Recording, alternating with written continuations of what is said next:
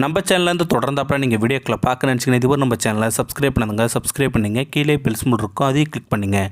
வாங்க வீடியோக்குள்ளே போகலாம். இளைஞர்களே, சகோதரர்களே, இந்த பதிவை மேலோட்டமாக கேட்டுவிட்டு கமெண்ட் கொடுக்க வேண்டாம். ஒன்றுக்கு பல முறை கேட்டுவிட்டு உண்மையை மட்டும் கமெண்ட் கொடுங்க. நான் வீட்டு வாசலில் அமர்ந்திருந்தேன்.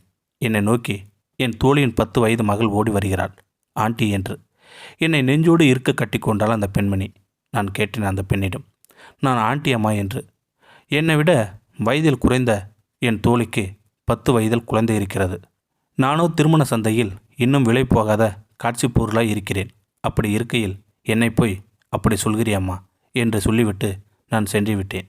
இருந்தாலும் நாட்கள் சொல்கிறது, வயது கூடிக்கொண்டே போகிறது. என்னை பெண் பார்க்க ஒவ்வொரு நாளும் ஒவ்வொருவராக வருகிறார்கள். நானோ காட்சி பொருளாய் ஒவ்வொரு நாளும் ஒவ்வொருவருக்காகவும் அலங்கரிக்கப்படுகிறேன். அலைகள் குறையில்லை என்றார்கள், நிறத்தில் குறையில்லை என்றார்கள், குணத்தில் குறையில்லை என்றார்கள், பணத்தில் மட்டும் குறைய கண்டார்கள். ஆம், நானோ ஏழைக்கு பிறந்த பேழை. என்னை ஏழை என்பதற்காக ஒதுக்கும் இளைஞர்களே, நான் உங்கள் வீட்டில் பிறந்த சகோதரியாக இருந்தால், முதிர்கன்னியாக இருந்தால் என் வேதனை வழி உங்களுக்கு புரியும் தானே. இருந்தாலும் கைக்கூலி வாங்குவது கையாலாகாத தனம் என்பது புரிந்தும் புரியாமல் நடிக்கும் இளைஞர்களே, எந்த பெண்ணும் கேட்காத, எந்த பெண்ணிடம் நீங்கள் கேட்டிராத ஒன்றை உங்களை நோக்கி நான் கேட்கவா? என்னை திருமணம் செய்ய விலை பேசும் கையாலாகாத இளைஞனே, திருமணத்திற்கு பின்பு உன் குழந்தையை என் வயிற்றில் சுமக்கிறேனே, அதற்கு என்ன விலை நீ தருவாய்? என் கஷ்டத்தை தாங்கி உன்னை சந்தோஷப்படுத்துவேனே, அதற்கு என்ன விலை நீ தருவாய்? உன் குழந்தையை பராமரிக்கும் போறேனே, அதற்கு என்ன விலை நீ தருவாய்? உனக்காக என் சொந்த பந்தத்தை தியாகம் செய்ய போறேனே, அதற்கு என்ன விலை நீ தருவாய்? நீ என்னை என்ன கொடுமைப்படுத்தினாலும் பெண்ணா பிறந்ததினாலே அதையும் அனுபவிக்கப் போறேனே, அதற்கு என்ன விலை நீ தருவாய்? கோபம் வருகிறதா? ரோசம் வருகிறதா? வெட்கம் வருகிறதா?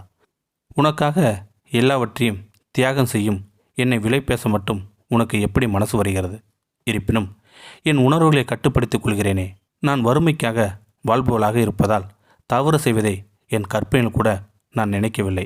என் இறைவன் என்னை கைவிட மாட்டான் என்ற உறுதியான நம்பிக்கை எனக்கு இன்னும் இருக்கிறது.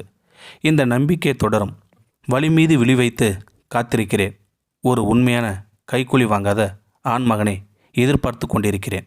அன்பு சகோதரிகளே, நான் பழகிய சில சகோதரிகளின் கண்ணீர் கதைக்காக இந்த பதிவு எழுத்துக்கள் என்னுடையதாக இருந்தாலும் உணர்வுகள் என் சகோதரிகளின் உணர்வுகள். வரதட்சணை இன்றி திருமணம் செய்வோம்.